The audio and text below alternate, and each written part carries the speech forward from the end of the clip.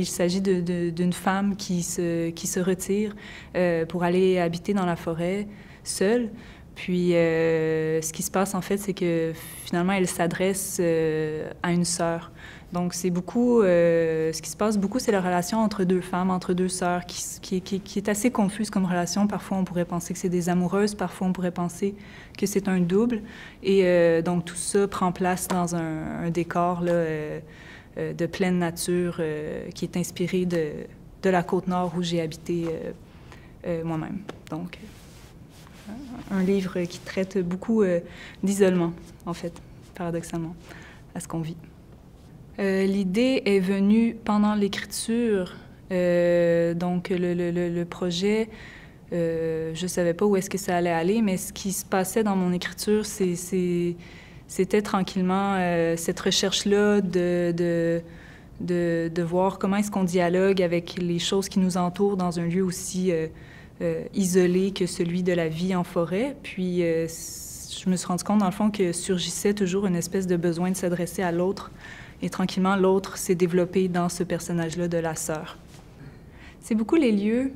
Oui, ça, certainement, c'est beaucoup les lieux.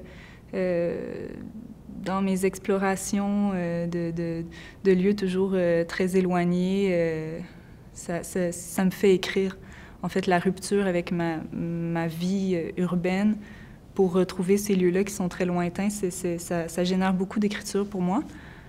Après la création du personnage comme tel, dans mon écriture, en général, souvent, je les compose à partir de plusieurs personnes réelles. Donc, c'est pas nécessairement un seul individu à partir duquel j'ai construit cette sœur-là en question, ou la femme elle-même qui écrit, mais c'est ça, c'est inspiré de beaucoup de personnes réelles ou non réelles.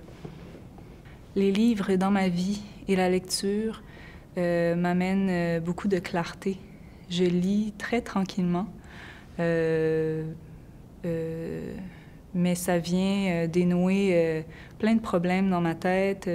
Ça vient aussi... quelqu'un me disait récemment, la lecture, ça travaille l'empathie. C'est vrai parce qu'on rentre dans la tête des autres. Puis ça, pour moi, c'est très beau. Certainement, ça vient faire ça, la lecture, dans ma vie. Ma maison pousse entre la voie lactée et le gros sapin. Des oiseaux s'introduisent par toutes les fenêtres.